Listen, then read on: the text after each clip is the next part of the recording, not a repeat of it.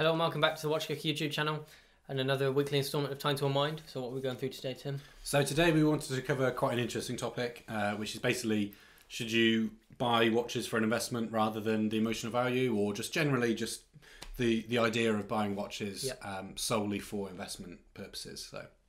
So Time to Unwind and roll the intro.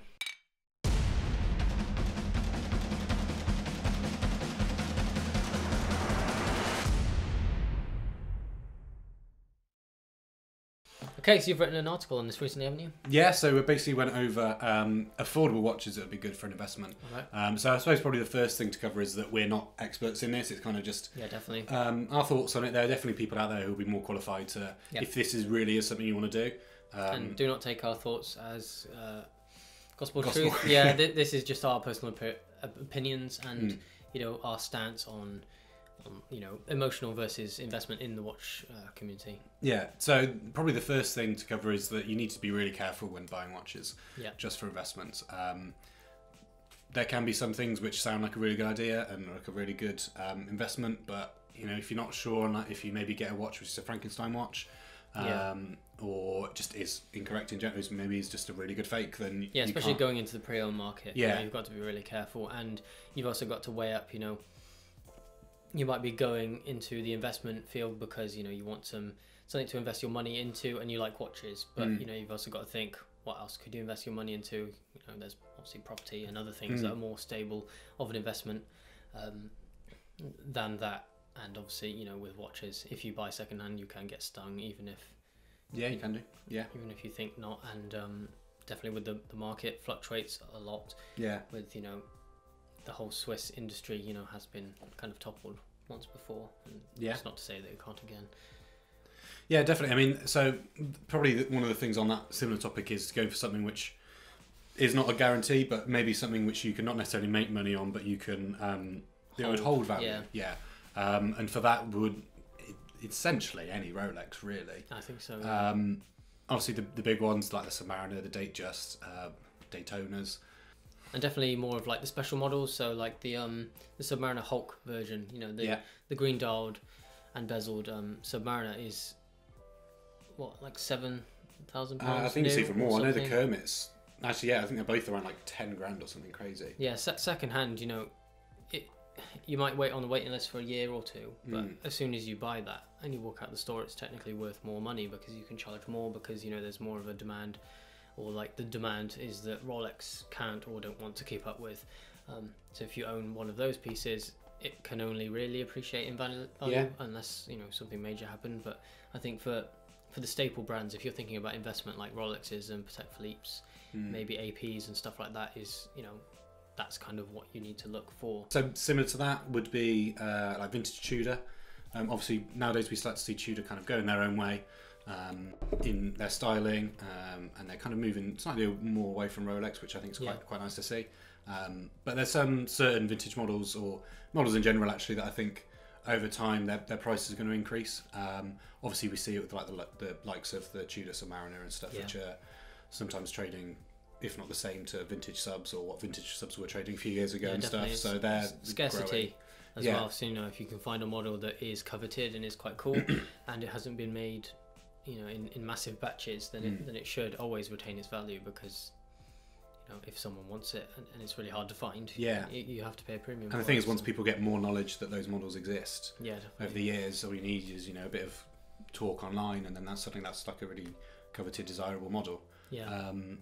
So a similar one would be like the Tudor, I think it's the Date Day is what they call it, essentially a day, but you can get those from like 1 to 2 grand. And I know over the past few years, obviously that price has slowly increased, but I mean, for what you get is essentially a Rolex Day Date for what, less than 3 grand or something, maybe 3 grand US dollars as well. Like, oyster case made by Rolex. And exactly. Like that, So it's really good investment wise. A big block as well. Yeah, definitely. So just any old cool models from an up and coming brand, like Tudor, even though they're not necessarily one of the biggest brands, they have the affiliation with Rolex by being owned by them, and they are, since their relaunch recently, they're really pushing what they are, and because of that, the brand becomes more high profile, and when something becomes more high profile, people start to scour the the vintage and the used markets for anything cool. Yeah. So, yeah. Well, that's what I think with the whole thing of Tudor kind of reinventing themselves is that people will look back on. Well, I believe people will look back on the older models, which are, you know, 1-to-1 of Rolex or whatever, as quite desirable because, you know, in 10, 20, 30 years, Tudor don't do that anymore. They're doing their own thing now. So people will look back to these older models that are, you know, very similar to Rolex as quite desirable. Yeah, definitely. So yeah, what about your stance on emotional versus investment? Like, when you're considering buying a watch, how much of it do you consider for value wise, or? So I think when you're spending a decent amount on a watch, for me anyway, I think you do need to consider the investment side of things. Yeah. I suppose as a split, it would maybe be like 70-30 in favour of the emotional connection to it. Right. Obviously, the emotional connection, if you're planning on wearing it, then that's probably the most important thing. Obviously, you need to enjoy it. Yeah. But I think what you should, for me anyway, I like the idea of keeping that back in mind. That the impact of... Yeah, and what if you need the money? And, yeah, exactly. If you do need to sell it, how easy are you going to be able to sell it? Are you going to get a decent amount of money for it? Is it going to matter that it's got scratches? Is that going to harm the value? Is it going to help the value in some patina cases? So for me, I think it's just something to consider. I don't think it should. Yeah. Again, if you are looking to do this, then yes, that should be the main thing, is the investment side of things. But for me, I buy watches to wear them, so that's kind of the primary purpose. And obviously, you know, just consider the investment side of things, really. Yeah, so. definitely. Do you agree? What about you? Yeah, so for me, it kind of depends on the price bracket. So I think below buying a Rolex, I don't think anything really holds value, as well as, you know, a Rolex is kind of like almost the staple of value holding. Rolex and Patek Philippe, you know, those are the benchmarks. So it depends. If you want to watch for, let's say, under £2,000 and you don't want a Tudor, there's nothing that will hold value really. And, you know, if it depends how much money you're spending in regards to like how much you consider a significant amount of money. Yeah, so if you're spending like 5 or 6 figures on a watch, obviously, unless you're incredibly rich, you would need the investment side of it, because it would just make no sense to drop so much money on something that won't hold value. But I think for lesser purchases of like £1,000 to £2,000, because you don't really have the option, and because there's such a wide array of things, you might as well go for the emotional side of things. Yeah, what you like. Okay, so pretty interesting topic, and I'm sure that everyone has their own kind of personal stance on it. So, you know, if you'd like to let us know where you stand on the investment versus emotional connection thing to watches, then it'd be really interesting to know your thoughts. And, you know, let us know with a like if you enjoyed the video, and definitely subscribe if you'd like to see more, and we'll see you in the next video.